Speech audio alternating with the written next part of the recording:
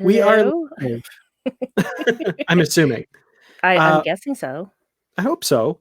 Welcome everyone to the channel. We're talking about the latest Picard episode, episode 4, Absolute Candor. So we don't have Bruce with us. I saw him briefly in the comments, but no Bruce. It's just me and Brandi for the moment, it looks like. So welcome. Yes, welcome everyone. Glad you could join us, especially with it being Valentine's Day. Oh, and look who we have joining us. Yay! Yay! I'm not here for very long, though. That's okay. That's okay. We'll As take long as- any Bruce we can get. I just The wanted three- to pop in briefly because I miss you guys. I mean, Aw, we missed you too. We're the Three Musketeers, man. That's right. Excellent. And there was never a better time to make that reference. Am I not correct in that? Definitely. But Definitely. Tish. That's true. Yes. By the way, I love this episode of Picard. Yes.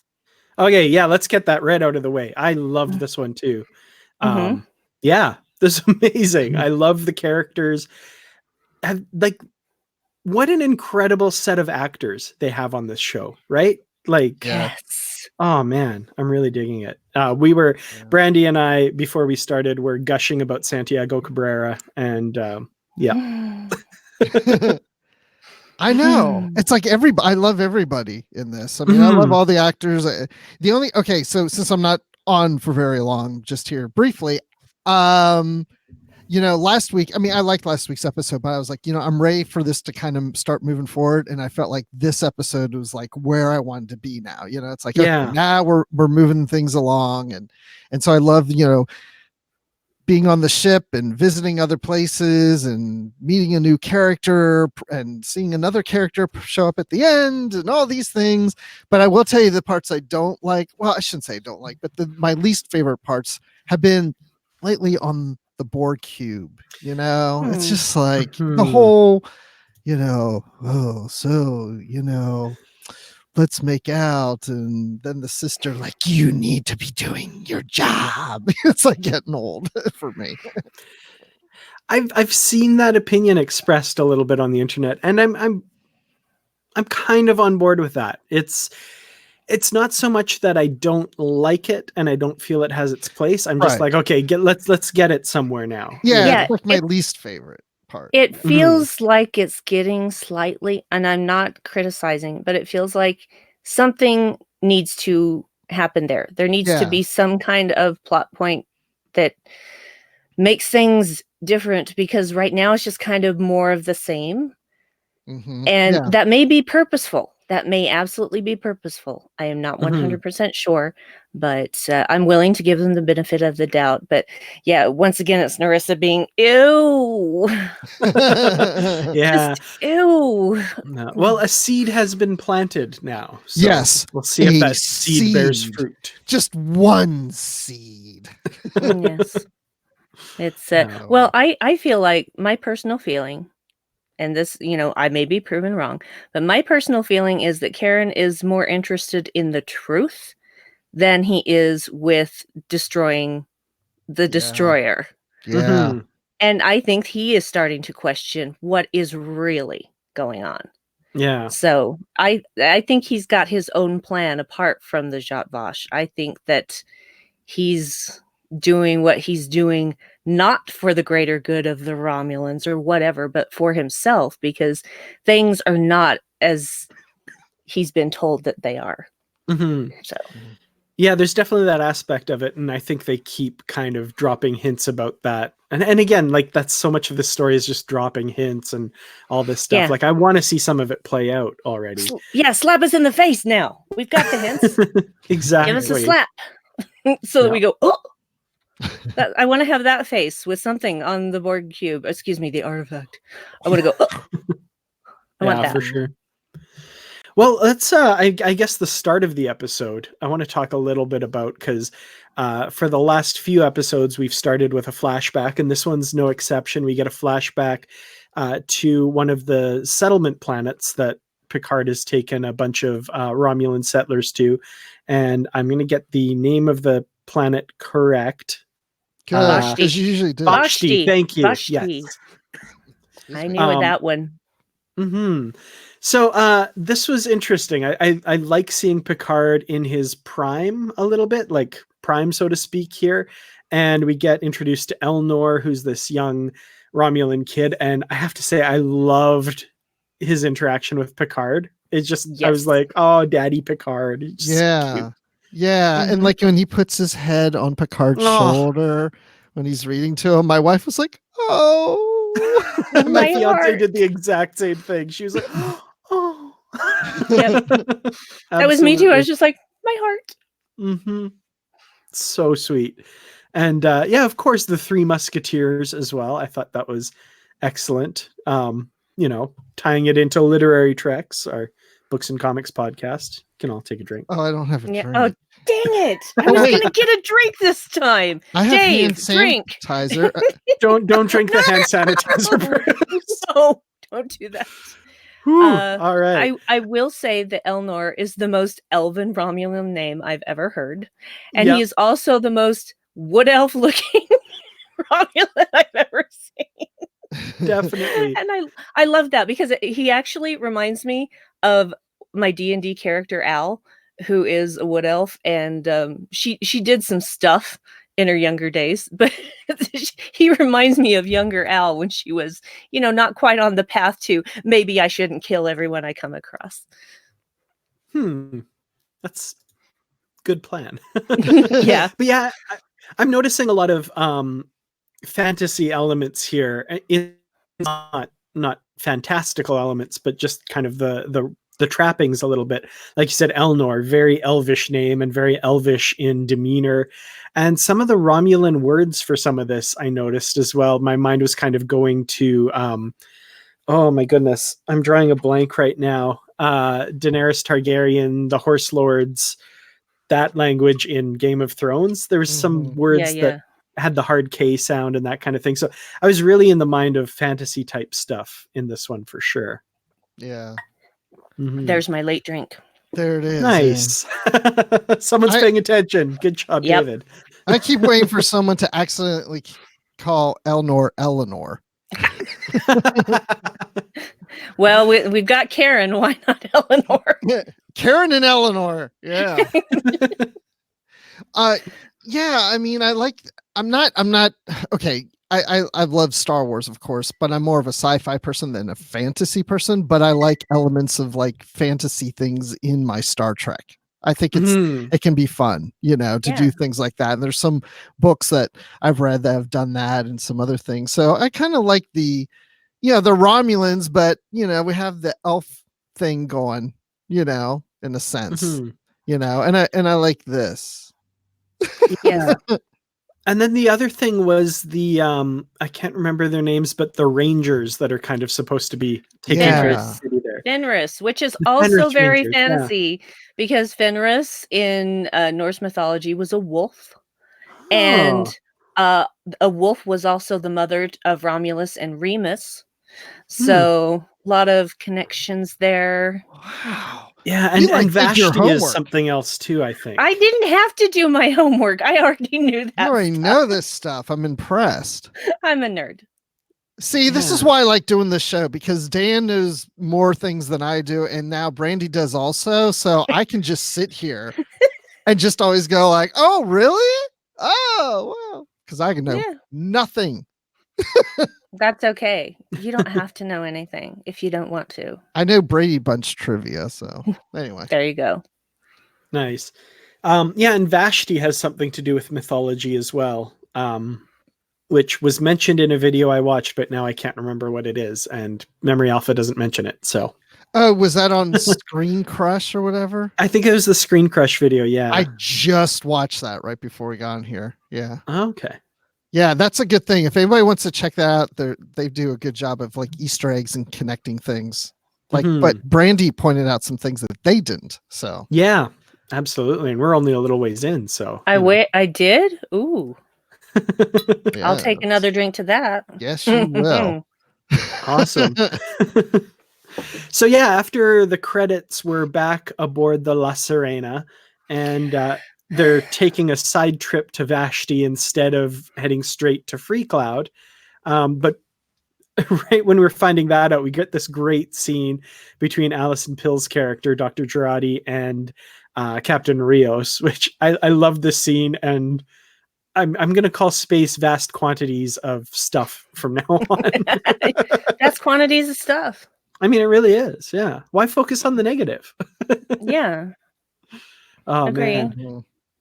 man. So we learn a little bit more about her too here. She says she lived with someone who used to read paper books all the time too, and it was her dad. So kind of some interesting character things we're learning there, I guess.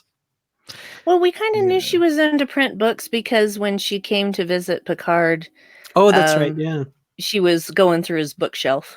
Yeah, that scene as that was playing out between those two, and Rios is like, she's like, well, wait, what's her name? Girardi. When Girardi says, oh yeah, I knew somebody who used to read physical books, and Rios is like, yeah, well, what'd he do to get you to shut up or whatever? I felt like the first time I watched it, I thought it was a little flirtatious, like almost like, oh, I did not. Well, no, but I almost took it as more like, oh yeah, how did you get him to stop reading? Like just a little, like maybe like almost like he was expecting her to say it was a boyfriend, and then when she said it was my father, it's like, oh, But the second time I watched it, I did not pick that up. But the first time I did. Well, see, what I picked up was him saying, so how did this guy you lived with get you to shut up when he was trying to read? Oh, that's it. Yeah. But I felt like it was the first time I watched it, I thought it was a bit flirtatious because there's something else earlier. Or is that the clip for next week that she pushes him and just kind of, I don't know. That's next week. You're thinking of the scene on the Ready Room that was the secret scene that you can't see anywhere else. That's right. Oh, I haven't seen that yet. I didn't see the Ready Room this week. Darn it. I'm just wondering if the end of it's hilarious. Yeah, it is. Yeah, you have to check that out. Yeah. By the way, because I've seen some scenes from next week, I'm really expecting to really love next week's episode. I shouldn't go in there like that because then I'll be disappointed. I'll be like, oh, it wasn't what I was expecting, but it looks like it's going to be fun. And Jonathan Frakes, who directed this one, is going to direct that one too. Yeah. Okay. Interesting. Very cool. So, let's talk about, I guess, we get the holodeck or the hologram on the La Serena of Picard's Vineyard, which fooled us all with the garden trailers. We're like, oh, he goes back to the vineyard at some point. Yeah, how could he go back so soon and whatever? Duh, why didn't we think that, right? Why didn't we think that? Mm-hmm.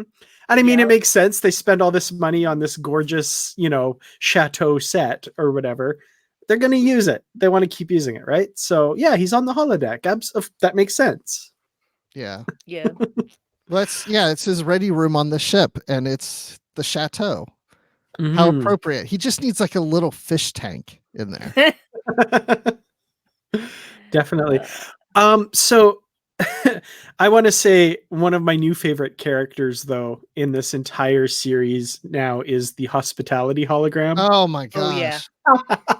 Oh yeah. All the holograms. Oh man. Oh yeah. There's been parts of the show that I've laughed at and I've enjoyed and thought were pretty funny. My first actual belly laugh where like out loud I could not control the volume of my laughter was when Captain Rios walks into the holodeck and the hospitality program just sees him, doesn't even say a word, and is just like, and disappears. And then Captain Rios's next line, which I'm not going to say the actual word on my channel, but I hate that effing hospitality hologram. Oh my God. I had to rewind because I missed the next, whatever the line was, because I was laughing so hard. Yeah, we all were. But plus the hospitality hologram had zero respect for personal space. And it was just like constantly leaning in, and Picard would move a little bit and he'd just compensate. He just really wanted to be right in there. Mm-hmm. So obsequious comes to mind as a word to describe that. Just Absolutely. like, dude. What a great part to have as an actor, to be playing all these different characters, you know? Yeah. Yeah. And I think I said this last week, but the actor, Santiago Cabrera, he is having so much fun. Like, you can tell he is just enjoying the heck out of playing these characters. It's so and cool. you know the rest of the actors are jealous. Man, I wish I could be doing that. Absolutely. Definitely. No. And he had that great line, the captain likes to keep his own company, which, you know, given the holographic crew that he has a few different meanings there. Yeah. Very interesting. Mm-hmm. Mm-hmm. Yeah, and it's weird too, because I was watching an episode of Voyager today, Warhead, and you know the Doctor's very prominent character in that episode, and it was weird watching it because I was like, I'm looking at it differently, because you know I think of an EMH is, you know, a medical hologram, and now I'm thinking, oh well, there's other hologram type things like the EMH that aren't medical, you know, in the future on this other ship, and it's just like, this is something that now becomes pretty normal, where typically it was more prominent just on Voyager and eventually a few other ships with medical holograms. And now, I mean, we could see more and more holograms as things go on, operating different jobs on different ships. Mm-hmm. Yeah, it's kind of something we got introduced a little bit to in Voyager when we had the ECH, but you know, it does make sense. Like, it's kind of limitless, the jobs they can take. And we see even another one later in the show, Emmett, who's like the tactical hologram or helm hologram. Tactical and ops. Those were the words from Santiago's mouth. He's tactical. No, excuse me, tactical and security. I apologize. Which is basically ops. Mm-hmm. So he could be the EOH. So yeah, Beta Artemis says that's his favorite hologram so far. Obviously. Well, I don't know. Why does Emmett get a name and none of the others do? That's what I was wondering too. Yeah. Like, is there the personality seems a little bit more the kind of person the captain might hang out with a bit. So, you know, we do know that he is a loner and keeps his own company, as he says, but maybe every once in a while he hangs out with Emmett, I think, and has a drink with him or something like that. That's my guess. Well, you'll have to watch the Ready Room for more information on that. Oh, darn it. See, yeah, I got to check that out. I still think my favorite hologram is actually, though, the emergency navigational hologram. Yeah. He's on the side of the angels. I love him. Sorry. Oh, so good. I like what Tide Waters says here in the chat. The story arc of the Doctor and Voyager is something we should be thinking about, not just Data on TNG. Mm-hmm. I mean, I do think, you know, as much about the synths that we're exploring here in this series, and now we're seeing these holograms on the ship, it's like maybe we're going to see something with those holograms and something about the past of them that somehow is affected in the story or has some influence on the story at some point. Yeah. I mean, AI is definitely a huge component, and I think, you know, ignoring the hologram aspect of it, I think, is a mistake. I think that's something that's going to play a role. And Automated Joy brings up an interesting thing that I've seen online. A few people kind of wondering if Captain Rios himself is actually a hologram, and that might play into it. Well, I don't think so, but it's an interesting thought. If he were a hologram, he would not need someone to pull metal out of his body. That's true. It could have been for Picard's benefit to, I don't know. I seriously doubt it, because if he were a hologram, Rafi would know. She's known him. I mean, she's obviously known him a while. So maybe Rafi does know. I'm going to go with no. I'm going to go with Rios's flesh and blood. Yeah, I agree too. I'm just playing devil's advocate there. I mean, I've thought of that theory, but I don't think that's the case. And now especially, and I know, Dan, you haven't seen this, but from what it looks like next week's episode, I think he's leaving the ship, or we'll see him leave the ship. But, you know, he could have his little emitter on that lets him go anywhere. So who knows? Yeah. Could be. It's possible, but again, holograms are not flesh. They are photons, and they don't bleed, and they don't get metal stuck in them that they need someone else to pull out. So, yeah. Also, why was he dressed like a pimp in that clip?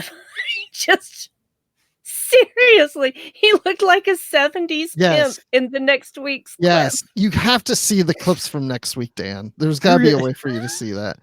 Oh, yeah, no, I will. I just haven't. Oh, yeah, of course. You haven't been able to. I forget that you don't get those where you are. It's just so dumb. Find it on YouTube. It's just, when they're changing clothes to go down to Free Cloud, and it's just like, what is happening here? It's like, you just have to see it. Yeah. All right. Yeah, that's why I think it looks fun. Yes. Yeah, I think so. Let's talk a little bit about the subject of the title of the episode, the Romulan murder nuns and their absolute candor. Fighter nuns, not murder nuns. That's how I saw somebody called them online, and I thought that was really funny. So murder nuns. Whatever. I think they're really cool. I really like they are. Yeah. Absolutely. They're the best fighters in the galaxy, possibly the universe, and to call them murder nuns, that is denigrating to what they actually are. Oh, well, I apologize. I thought it was. I knew it didn't come from you. You would never say that. Just repeating somebody else's nonsense. It's fine. Maybe what we should do is have Whoopi Goldberg reprise her role as a nun. Oh, from Sister Act 3? Yes, and make her a murder nun. But how would that work? 3. Because she's coming back in season 2 as Guinan. Hey, if Jeffrey Combs can play 50 parts, Whoopi Goldberg can. No, I'm talking about this isn't in Picard. She gets Sister Act 3, where she plays a murder nun. But it's Guinan actually dressed anyway. Forget, because Guinan was around in the 21st century too. So I don't know. That's true. Well, she was around in the 19th century, and that too with Mark Twain. Yep. So I see Andrew Reynolds has dubbed them Romulan warrior nuns, which I think is much better. Yes. Yes, I've heard that. Yeah. Correcting my faux pas. It's not your faux pas. You weren't the one who started it. The murder nuns. So this idea of absolute candor, does anyone else agree with Dr. Girardi that could become really annoying? If you're not used to it, yeah. But it kind of also sounds very freeing. There's that aspect for sure. It's funny because, watching it the first time, that first scene seems really weird until you realize afterwards. And then watching it the second time, when Elnor, the young Elnor, says, "My feelings are hurt," and he explains that, I was like, that's amazing. Like, to just be able to articulate how something makes you feel without, it was great. I think that's really cool. I want Wesley Crusher to show up and go, Picard, you never read me a story before. Why are you reading him a story? I gotta run. This is my time. Okay. So, because there's a bunch of murdering nuns that are coming after me right now. Hate when that happens. We'll miss you, Bruce. Thank you for joining us. Thanks so much. Fun. So I give this episode a thumbs up. So, thank you. Bye. Happy Valentine's Day. Happy Valentine's Day. Just gone in a puff of air. Darn. But what was I saying? Oh yeah. So Picard, when he's confronted by Elnor, when he says like, you don't like kids, and he's like, "No, I certainly don't." I was just like, whoa. And then coming back with, "Oh, but no, I do. I really like you because, blah, blah, blah." There was a really sweet scene. Yeah. Yeah. It's difficult after watching it a couple of times. I felt like he was saying that it was incorrect what the nun was saying, not that he didn't like children, because he obviously grew to like children very much. Mhm. So we know that about him. And so, when she keeps, pecking at it, and then he assumes that means that when he says incorrect, or I can't remember the exact words that he used. Yeah. Anyway, it's and when he says his feelings are hurt, I thought that you liked me. Correct. I like you very much. Oh, yeah, I remember what it was. She said he doesn't like children or something like that, and he says not at all. And yeah, you could take it to mean like, oh, not at all, I love children, but then you come to realize, oh no, he meant, yeah, I don't like children at all. And because they're this and this, and he's like, that's correct, that's right. Yeah, that was really interesting. This episode really does benefit from a second viewing, I think, because a lot of those nuances were a little difficult to pick up the first time around. Which is, again, another reason I'm really glad they're releasing them one a week instead of all at once. Oh, yeah, definitely. Mm-hmm. Sorry, go ahead. I feel like we were both about to speak.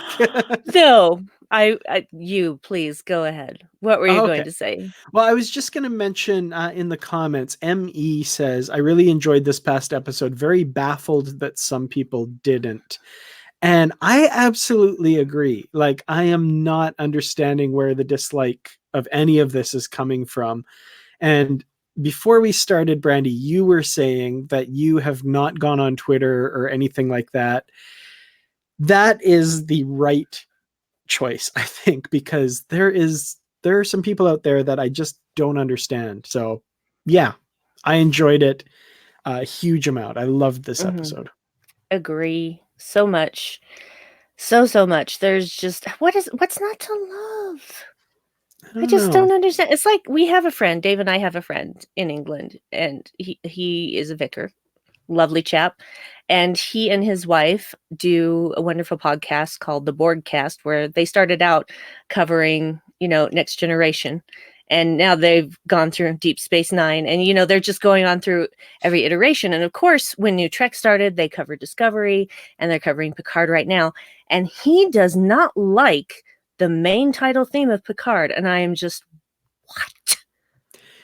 I've seen that one other place online, somebody didn't like the main title theme, and I don't get that out of everything. Like, every time I hear it, I hear another little piece that's just like an echo of the TNG theme, just like a note pulled out of it that, like, the first notes of the theme are like the main, triumphant part of the TNG theme.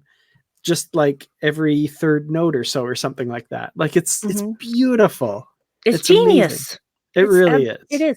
Oh, and this is a good time to mention that the soundtrack for Star Trek Picard Season 1, Chapter 1 is now available. And listening to the theme all by itself on AirPods, I wept. I wept. It is just, all of the music is beautiful. Yeah. Absolutely every bit of it. It's next level. Really amazing. I will say, if you want to go in absolutely spoiler free for upcoming episodes, if you look at the track titles for some of the later tracks, you might get spoiled for some things just slightly. I listened to the whole thing and I'm just like, this really doesn't give that much away. If it gives anything away. Just the titles of the tracks, I noticed. Well, it didn't seem to me spoilery at all. Other than, just hinting at things that are inconsequential or that are consequential but have an innocuous name. Okay. That's my guess. Well, I won't say the titles of the tracks. You all can go check it out if you wish or don't wish to. Like I said, if you want to remain absolutely, completely, 100% totally spoiler free, maybe don't. But I think most of us are, we're big kids. We can handle it. And it's just it's so beautiful. It's just, I was just going to listen to the main theme and then stop. And I ended up listening to the whole thing, while I was doing, had to do some other stuff, but I had my AirPods on and I was just listening to it while I was doing everything. It was just, yes. No. Just genius. Fantastic work. Excellent. Well, I guess, so in the present of the show, we get a return to Vashti, and Picard is shocked that the mere mention of his name doesn't grant them immediate access to the planet. The look on his face is just like, wow. Okay. So I thought it was funny. Just like, that is the expression you'd expect to be on his face. Definitely. Absolutely. Just as this offhand, well, call Central Command and tell them it's me. That was we tried that. First thing we did, and they didn't care. Yeah, they weren't impressed.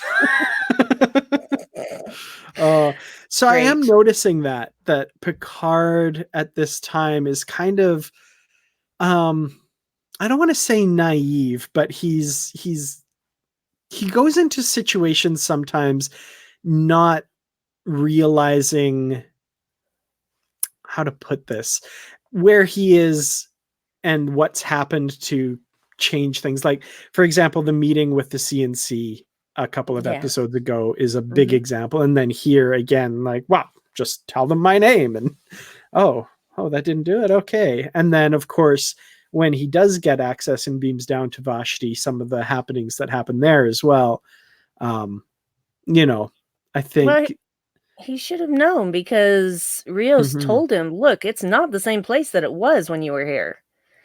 So he was warned, but I feel like it's not naivete. It's more like, well, it's an ugly word, but it's ignorance. Yeah, I would agree. So and the thing is that ignorance has this, sort of tarnished meaning now, but what it means is you don't know what you don't know. That's ignorance. Yeah, definitely. So. And I think this series, what we're going to see is an evolution of Picard as he comes to terms with what's happened and makes it right, yeah. Not 100% right. I mean, this has been a terrible catastrophe that Starfleet turned their back on the Romulans and all of this, but he's going to do what he can. We see that speech, as we know, Picard's a speech maker.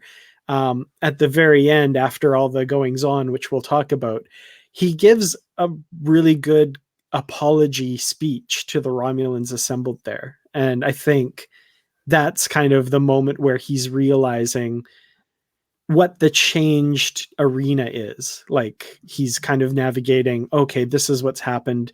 We have failed, and this is what I have to do now. Yeah. Yeah, he's being faced with all the things that he could have done but didn't, and now look at what's happened. So, and he's feeling that responsibility very heavily. Yeah, absolutely. Because and well, he should. He should, absolutely. And it's being pointed out in the comments too. Stress-Free K, for example, says he's slowly learning how horrible his dropping out meant for others. Like, agree. He was betrayed by Starfleet as well as the Romulans were. And his reaction to that was to shut himself off. And like they said, he's never given an interview except for that one. He's just he's been the hermit of Labar, right? Yeah. But that action has affected others as well. We saw how it affected Raffi in the last episode, and we see how it's affected a lot of these relationships he's made with the Romulans over the years as well. Yes. Definitely. It's good for him to face it. Yeah, for sure. So, okay. So we're on Vashti, and it's definitely a different place. We've got the cantina there, I guess, with the Romulans only sign. And, yeah. Yeah. And Picard's walking around giving his Jolan True, trying to say hi to everyone, and they are not having it. And he does get ID'd. Now, this was interesting. I love when Raffi says he's been ID'd down there, and there's a lot of traffic and it's not good. was this like late 24th century social media? Like, was she Yep. looking on Twitter for mentions of Picard? I thought that was brilliant. I loved it. Mm-hmm. And he is trending, not in a positive way. Yeah. Yeah. I thought that was great. I was like, because that's something we've never really seen. You know, we have communications and stuff, but we don't get, you know, social media. Maybe they've gotten rid of it by then. That would be great. But no, this is it's kind of the first hint we get to see of that. I thought that was kind of cool. Yes. Well, it makes sense because everyone's got to have a communicator, and they've got to have, you know, communication networks. I would say they're probably not as horrifying as Twitter can be, but they would have some way, everybody would have some way to communicate with anyone else on the planet. So that's just, you know, that's just a part of 24th century life, I think. Yeah, definitely. SC points out something in the comments actually that we didn't mention. Oh yeah. Oh, when they're first heading to Vashti, and Picard says that line, "I may never make it out this way again." It's just, oh, it's so poignant, and yeah, it gave SC chills, and me too. Yeah, well, you could tell by the look on Rafi's face that she knew what that meant. Yeah, she knew, and that's why she relented. She was didn't like, harass him about it. So, yeah, but oh, and another favorite line: "Man even can't take a guilt trip without a starship." That was an excellent line. Yes.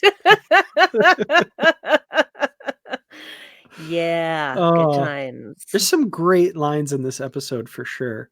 Oh yes, definitely. So yeah, Picard is on Vashti to employ the services of the warrior nuns. Yes, let's call them that. The Coat Milat is what they're called, which I think I'm pronouncing correctly. Coat Milat, yes. Coat Milat, yeah. And he learns, of course, that Elnor is still there. And, you know, the way he put it too was, I had always imagined that you found him somewhere more suitable to live. And just the way he put that, I'd always imagined. I feel like Picard has spent a lot of the last 20 years imagining that things turned out better than they actually have. I thought that was a really telling line. Mm-hmm. Again, ignorance is bliss.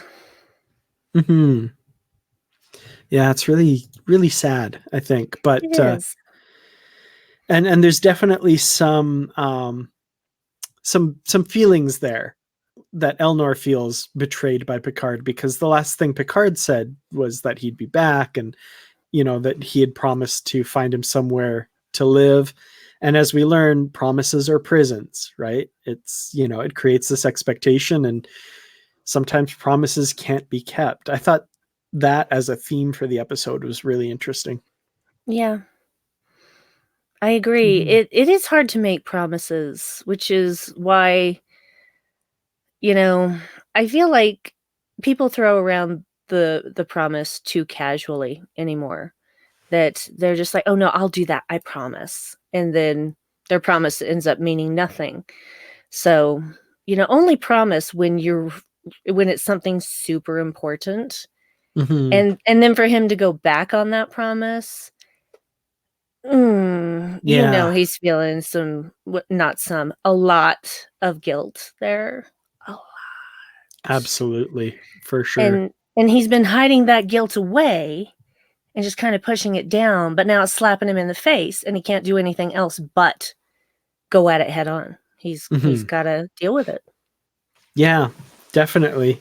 And there's another great line as well, because the main nun, whose name I can't remember. I know, I loved her though. I thought she was fantastic. She's so great. Yeah, absolutely. And she's convincing Picard to take Elnor, and Picard's saying, you know, he may die. And she says, he will die. I'd like to see him live first. And there's that absolute candor again. Like, we all die. He will die. That's an inevitability. But, you know, he deserves this adventure. I was like, That's a cool motivation. I like that. Yeah. It's again, it's Picard's guilt. So he doesn't want to get anyone else hurt, and yet he needs the help because, like he confessed to Elnor, his knees aren't what they used to be. Yeah. and nor is the rest of him physically, because that's just what happens when humans age. Things stop working like they used to. Just like anything of a certain age, nothing lasts forever. So things break down, things, and when it's not a human, those things can usually be replaced, and often by something better. But with a human, not so much. Not yet, Not anyway. as much. Yeah. Not as much, because then you're starting to get into Borg territory, and we don't want to go there. So, because what is a cyborg but a melding of man and machine? Yeah, no kidding. It's more machine now than man. Oh, wrong franchise, sorry. Twisted and evil. Evil, yes. I love how the British say evil. So Elnor turns him down initially because he's affronted by the fact that, now that you need me, you're going to come and say all this, but when you didn't, you couldn't be bothered. You didn't come back. So, what do you say? You left. That's fair. Yeah, absolutely. That's totally fair. Yeah, you left me. I don't see anything wrong with doing the same and walking away. But before that, we did get a mention of Data's cat Spot, which was nice. Yes. So now we come to the infamous scene. And there's a lot of talk about this scene online where Picard takes down the Romulans only sign outside he's like, I've got 7 minutes. I'm going to disturb some stuff. This is my thought. Okay. And I can't confirm or deny this, obviously, but my thought was he did this purposely so Elnor would come to his rescue. I've seen that online as well. I don't know. I maybe, but it's an interesting thought for sure. I think that's I don't know if he's that calculating, and if he is, I'm kind of like, oh, Picard. But hey, he's gonna play every card in his deck to get the team that he needs, because this is quite possibly, in his mind, his last mission. So, because he's got that thing in his brain. Yeah. So, yeah, I think he's just kind of like, all bets are off now. But I could be wrong. Could very well be. I mean, but what would be the point of going there otherwise? What would be the point of riling up people who obviously hate him? That's true. What would be the point? Yeah, that's true. That's a hard one to answer. It is quite the scene, and the more I think about it, the more I'm leaning towards what you're saying there, because he does make some choices that are out of ignorance, maybe, like we talked about earlier, but he shouldn't be that ignorant at this point of what's going on. He takes down the sign, he walks over it, walks right in, nods greetings to everyone, sits down at a table and yells at the waiter when he passes him by. Like, it's pretty it's ballsy. Incendiary. Yeah, ballsy. That's a good one too. Yeah, but it is incendiary. It is well, and I get that, obviously he just doesn't like racism. But again, this is an unarmed guy going into a cantina full of people who hate him. In his 90s. So anyway, it's just I don't think that he expected things to go as far as they did. No, I don't think he expected someone to try to kill him. No, absolutely. And I think that was why he was super upset with Elnor for killing the guy, because that was not what he intended to do. He intended, I think, to ruffle some feathers, get some attention going, to get Elnor to realize, okay, he really does need my help. Yeah, to get into a bar fight, not a duel to the death. Exactly. And, Elnor gave him a choice. Mm-hmm. It's not like he just killed him in cold blood. Gave him a choice. True. And he says, choose to live, my friend. Yeah. And he didn't. He chose to attack. He chose to attack an unarmed man and was killed for it. Yeah, absolutely. That said, I am glad that he was castigated by Picard when they got back to the La Sirena. Like, I think that was a necessary scene. And I think that really illustrates more than anything that Picard did not, even if he did that and set it up intentionally, he did not intend for it to go that far and was not expecting that to go that far. And that could be his ignorance again coming into play. And Beta Artemis says his hubris as well. That's we've had somebody point out that he has hubris quite graphically. The effing hubris. The sheer effing hubris. Mm-hmm. Yeah, because I saw that theory online that he did it on purpose to get Elnor to come to his aid, and I didn't agree with it. But now that we're sitting and talking about it and laying it out, that makes the most sense to me. Yeah. Mm-hmm. Yeah, it was an interesting way to go about it, and obviously went horribly wrong. Mm-hmm. And you can tell by the look on Picard's face as they're muscling him out into the street. He's just like, this is not what I wanted. Are you sure this isn't time for some more colorful metaphors?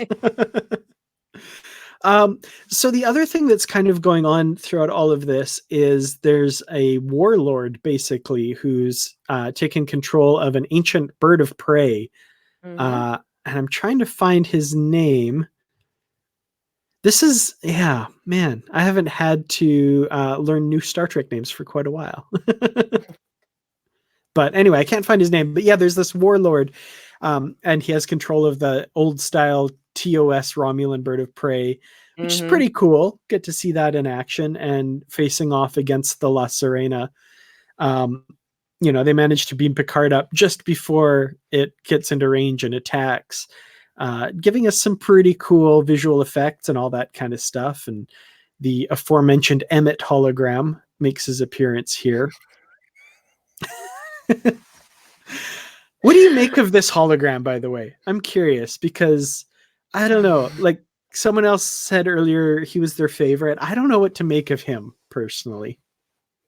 I think he knows what he knows and he does his job, but he just wants to get back to drinking and smoking. That's pretty much the vibe I got. Is like, okay, let me take care of this, and then you guys can leave me alone, right? Mm-hmm. So I think it's the closest to Rios's personality that one of the holograms is going to get. Yeah, that's kind of what I was saying earlier too. Like I feel like this is the guy that when Rios, rarely I think, but when he does feel lonely, he activates this guy and they hang out for a bit. It's kind of my impression. The one hologram he can stand to talk to for more than 2 seconds. Yeah, and hence why, like we said, he actually gave him a name, unlike the other holograms. Yeah, Emmett is special. Yeah, Emmett is special. I like that. So yeah, we get this fight, and at the last second, this other ship kind of streaks in and helps them out a little bit. Did you have any inkling whatsoever who was on this ship before? You're damn right I did. Oh, you did? Okay. Oh, yeah. I had no idea. I was like, I have no idea. And of course, they're doing everything they can to throw us off. They're assuming gender, right? They're like, oh, him, we'll beam him aboard, because and that's the default. Even Dave said, it's the 24th century, right? Why are they automatically assuming that the pilot is male still? Isn't there, what is... Yeah, and I agree. It's just like, why is the default still male? Why not just say they? Mm-hmm. Yeah, I don't know. But I think in the purpose of this episode, it was literally just to throw us off, because I honestly had no idea who, and I felt dumb after it's revealed, of course, that it's the person I've got on the wall behind me here. Yeah. I'm all turned around. I was basically just going, it's 7 of 9, it's 7 of 9, Dave, it's 7 of 9. It's like, and then we're just like, why are they assuming it's a guy? They're going to be so surprised. Mm-hmm. So other people were saying this was given away in the opening credits, and I don't know what I was doing during the opening credits, but I was not looking at the names, which is weird for me. Usually I'm looking for all those hints and stuff. So I totally missed that. So I lucked out, basically, not realizing Jerry Ryan was going to show up in this one. It was a special appearance by Jerry Okay. And then the second time I watched it, I forgot to look at the credits again. Yeah. So cool. Okay. So a special guest star, not a main cast member, of course. So for the episode. Yeah. Because basically the cast list changes with whoever is in that episode. Yeah. So, you know, everybody who's in that main episode, because Evan Evagora was not in the credits up until that point, until this episode. So that's how they're rolling. If they're in the episode, they're going to be in the main credits, except for Jerry Ryan for some reason. I'm not entirely sure on that. Maybe because she's not going to stick around for the rest of the series, or I just don't know. Yeah, I she's guess we'll see. Probably like Michelle Yeoh in season 1 of Discovery. Every episode she was in, it was just special guest star Michelle Yeoh. So not part of the main cast. But I've heard online people are saying she's supposed to be in something like 5 episodes or something like that. I'm not sure where that information came from exactly. If it's IMDb, that's probably inaccurate, but yeah. Yeah, I don't know. Interesting. So yeah, I see Todd Waters in the comments. Is anyone curious why she's going by 7 of 9 still instead of Annika? We don't technically know. Yeah, because Picard, from what I understand, reading elsewhere, stuff Jerry Ryan has said, this is Picard and Seven's first meeting. They don't have a history. So Picard probably knows her from like Starfleet files and news reports and that sort of thing. So, you know, he calls her 7 of 9 because that's how he knows her. Yeah. She didn't say she was saying 7 of 9. He called her that. She didn't announce herself. Yeah, exactly. So, but maybe she still does. We don't know. Or if she goes by Annika. She just still feels a close connection to that name, if that's the case, is my guess. So yeah. All right. We should talk about Evan Evagora a little bit too. Is this Star Trek's first Australian actor? I think he may be. Or at least like in the main cast for sure. In the main cast, sure. Yeah. I'm not sure he's the first Australian to ever be on Star Trek, but he's definitely the first main character. And yeah, and he's the guest on the Ready Room next week. So that's going to be fun. I got to make sure to watch those before I do the live stream. Sorry, guys. It adds layers to the episodes. So yeah, I'm very impressed with him. There's not a whole lot known about him. I know he's the youngest of 7. I know that he played a lot of sports, and that's about it. Wow. Yeah, because this is one of his first acting gigs, really. I don't even know how old he is. That's not anywhere on the internet. Huh, interesting. But yeah, I was really impressed with him. He's soft-spoken, and I don't know how to put it. He has a lot of presence, even though he doesn't say much. And I mean, a lot of that, of course, is the makeup and the costuming and the direction of the episode as well. But he's got this something behind his eyes that I'm just like, there's a lot there. I agree. I know. And he's got to be pretty young. Like, I mean, I don't think he's much older than really early 20s. So having that level of presence that quickly is just like mind-blowing. It's so impressive. Yeah, definitely agree. And Beta Artemis says he posted a picture of himself with baby Elnor. I saw that. That was great. Yes, I saw that. I like Star Trek's tradition of cute kids, because like the young Spock in season 2 of Discovery is just the cutest kid. And yeah, they're great at casting the young versions for sure. Yes, they are. So yeah, I guess in the chat, I want to hear from you guys. If you were going to give this episode a rating out of, let's say, out of 10, what would you give this one? And then I guess we'll give our answers as well. So, Brandi, what are your kind of thoughts on the episode and maybe a rating of some kind? Well, I loved it, obviously. There hasn't been an episode that I haven't loved. I am still not sure what to make of Dr. Girardi. I haven't formed a connection with that character, and I don't know if it's because of the performance. I don't think it's because of the actress, and I don't know if it's the writing. I don't know what it is, but I just haven't, I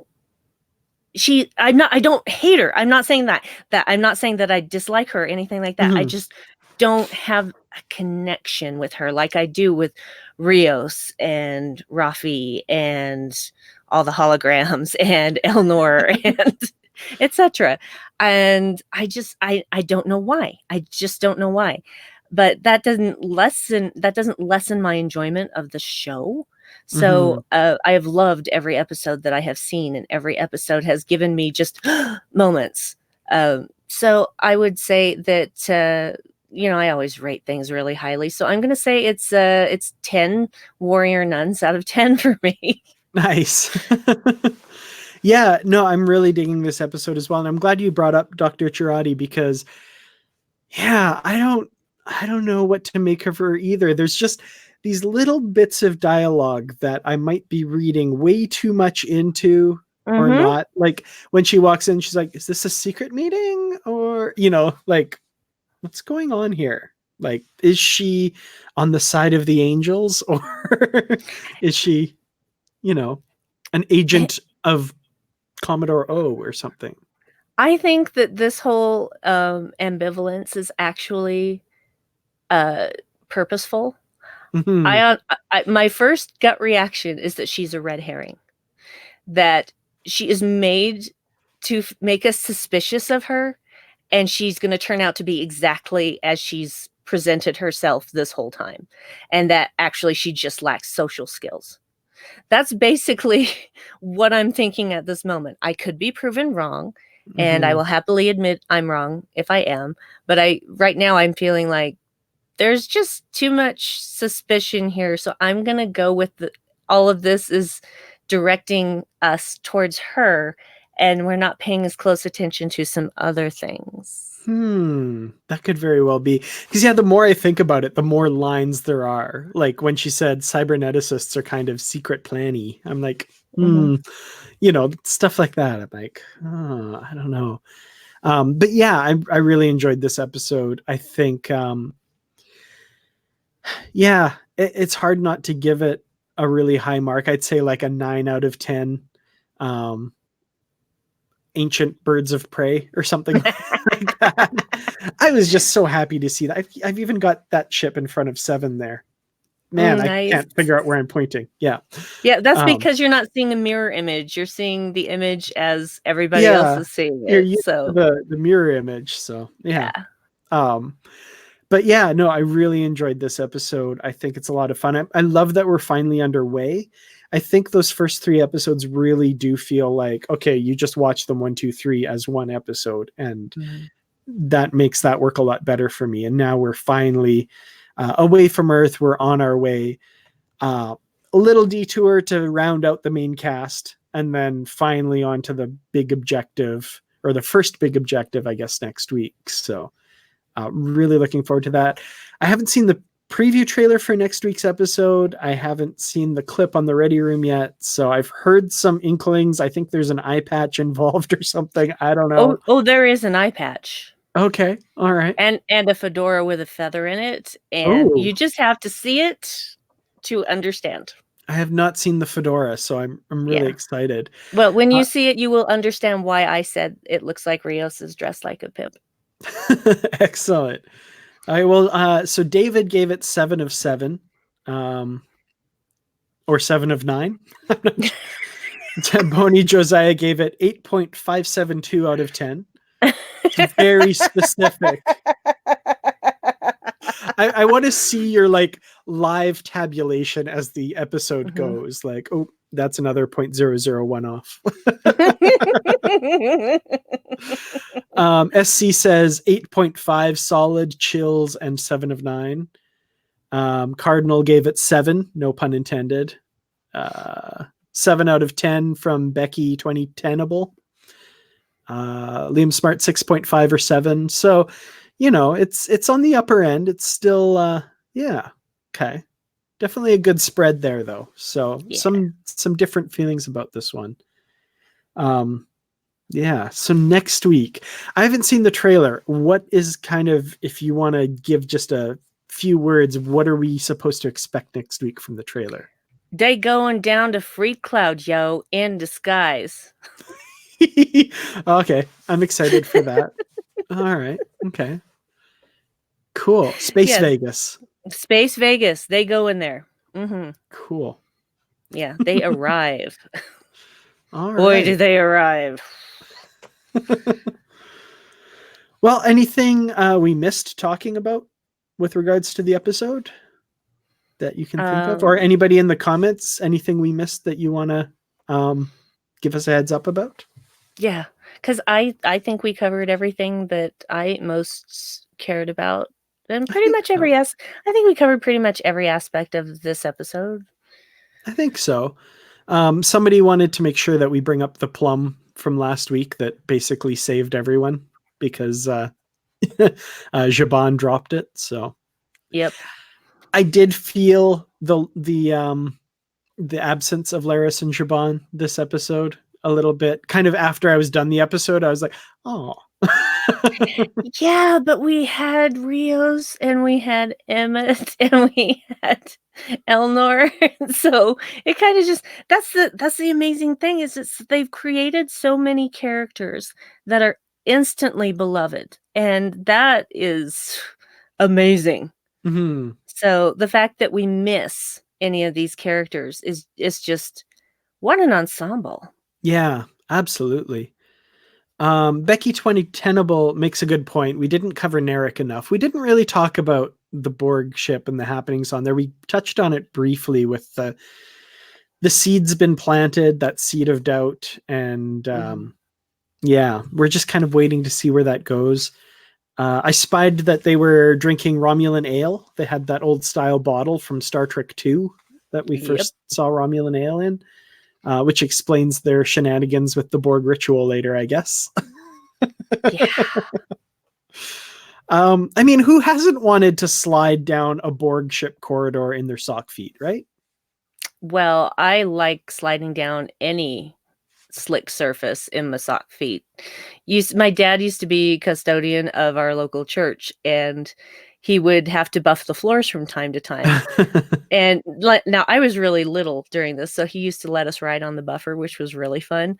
But afterwards, sliding in our sock feet, that was the dream. That was the best time.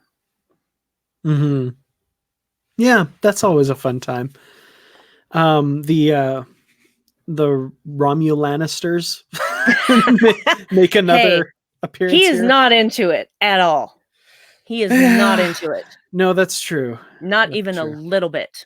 He is grossed out by her. It is obvious. He's just like, no. I kind of feel like maybe there was a sexual abuse relationship when he was younger. Oh, maybe. I kind of feel that.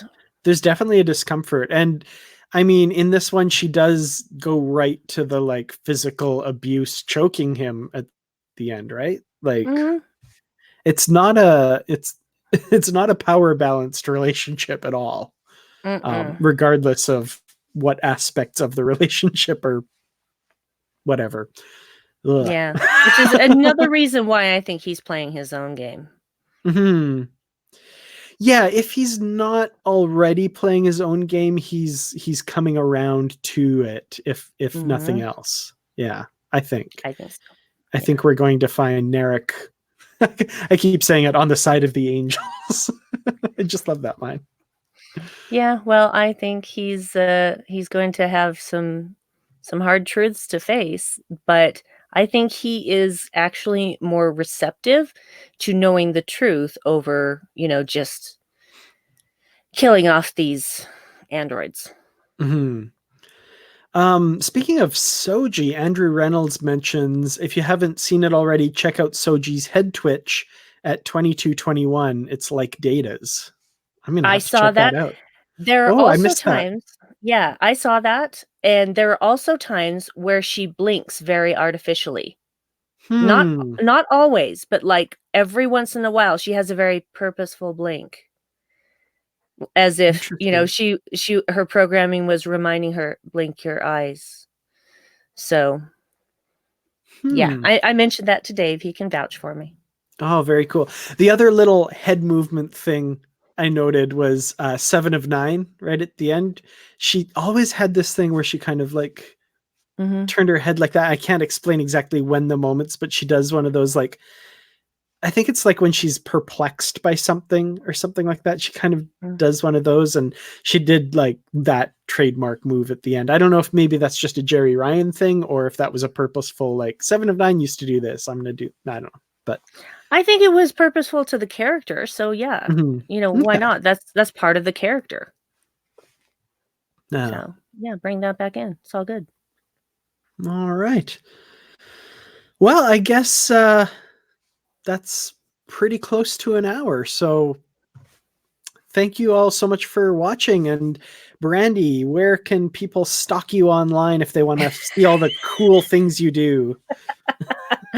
Well, I'm not super active on the socials except to promote Star Trek stuff and other podcasts of myself and friends. So you can find me on Twitter at BrandyWine12. Brandy's with an I, 12 is a number. And you can also someday, when Discovery returns, find me on Live from the Edge with Bruce. And that's on Trek FM. You'll find me lurking in the Babel Conference, which is the Trek FM listeners group on Facebook. And you can also hear me on the Dark Corner podcast with my husband Dave, where we're talking about whatever the hell we want. Kind of from, well, it's usually nerdy stuff, but kind of from a darker perspective. And I also have a new show of my own that is now available on iTunes called Headcanon. And if you actually search Headcanon, I think I'm like the third thing that comes up now, which I was sixth when it started. So I'm moving up a little bit in the world, y'all. So Nice. You can also stream it directly from the Dark Corner podcast website, because I have my own little button for Headcanon, and you can find that at darkcornerpodcast.com. Awesome. That's it. So how about you when you're not, denigrating nuns by calling them murderers? I'm not going to live that down. Yes, you are. It's to the be last fair, time they I'll deserve think of it. To be fair, the people they murder probably deserve it. So they absolutely deserve it. Absolutely. Definitely.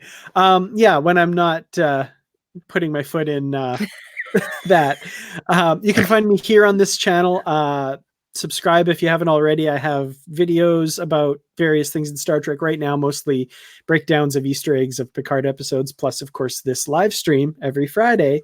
And you can find me on the Literary Treks podcast on the Trek FM network with Bruce Gibson, where we talk about Star Trek books and comics, both old and new, and have a lot of fun doing that, sometimes talking to the authors. You find me on Twitter at Kurtrats, and Kurtrats is just Kertrats, Star Trek backwards, if you need something to remember that. And Facebook.com/Kurtrats Productions. Yeah, all those things. I'm a terrible person. I'm being reminded by one of my co-hosts that I'm on the Edge main show. Oh yeah, that little thing too. I'm so sorry, Liam. I am so sorry. I'm gonna write down a list so that I will never forget all this stuff. To be fair, it has been a hard week and I am really tired. So please forgive me. Please forgive me. I did not mean to leave out the fact that I am on the Edge main show on Trek FM, and we had an episode come out today. It's awesome. We're talking about the ships of Discovery. It's a great time. Come and join us, please. Awesome. Yeah, I've been checking that out. That's a lot of fun. So that's cool. Yeah, I feel like it's been a tough week for both of us. So the fact that we can end it talking with all of you people about Star Trek, Yes, it's and like smiling. the best gift ever. Yes. So thank you all so much for joining us, and we'll see you next week. And I need a pithy catchphrase to end this show with. Live long and prosper. Yeah, and Jolan True. And Jolan True.